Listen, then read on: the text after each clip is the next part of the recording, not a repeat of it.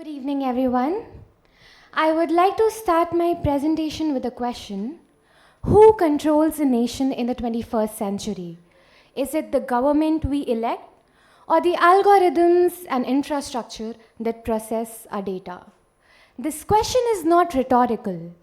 Across the world, nations are realizing that sovereignty is no longer just bounded to territory, but also the ability to govern its digital infrastructure, secure data, and also shape rules in its cyberspace.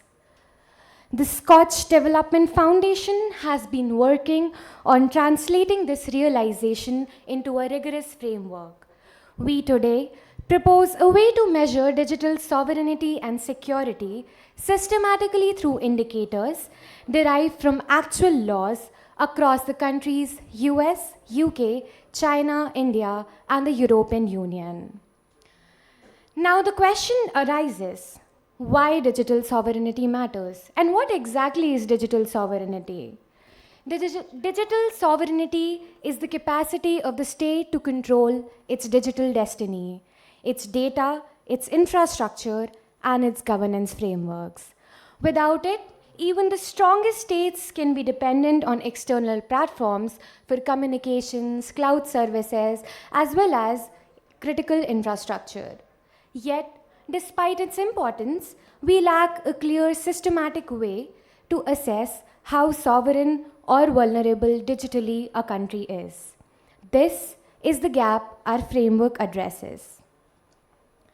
As you can see on the screen, our framework has 7 pillars: legal and jurisdictional sovereignty, data protection and digital rights, cybersecurity and resilience, digital infrastructure and cloud governance, risk management and compliance, AI, automation and emerging tech accountability, institutional and regulatory framework. These 7 pillars are built around the key themes. Now, the key themes are: first, governance and legal autonomy. Does the country have laws and regulations and institutions to govern its digital space independently? Second comes its technological infrastructure. Is the country investing in its digital infrastructures from data centers to telecom networks? Third comes the data sovereignty and localization. How is it sensitive? How the sensitive data is stored, processed, and protected? Next comes the cybersecurity capacity and a country's economic and industrial capability. Each pillar is measurable through a set of indicators and sub-indicators, allowing for comparability across countries and over time. There are 38 indicators and 136 sub-indicators identified. For the implication of the framework, we can imagine a country that has a robust cybersecurity defenses, but relies almost on, for the majority of their work, on foreign data centers. Under this framework, the country would score high on security, but low on sovereignty and terms of infrastructure and data control. This approach allows us to diagnose vulnerabilities and prioritize areas of interventions, rather than treating digital sovereignty as a mere political slogan. I would also like to specially mention that these indicators are not abstract or speculative. They are coded directly from legal and regulatory frameworks across 5 countries.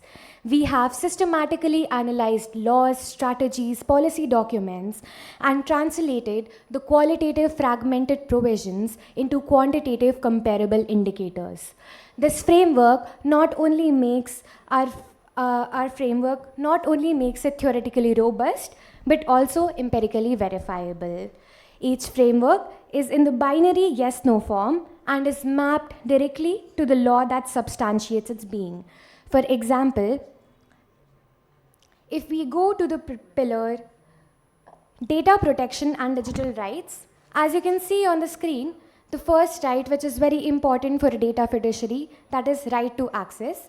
When you go on the countries, the countries are marked either yes or no, and when you click on the yes, it will directly lead you to the law,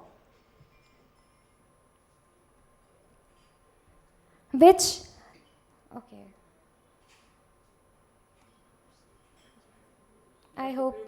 Yeah, okay. So it will directly lead us to the law where the indicator has been mentioned. This framework, lastly, I would like to say, it creates a structured basis for comparative research on digital governance.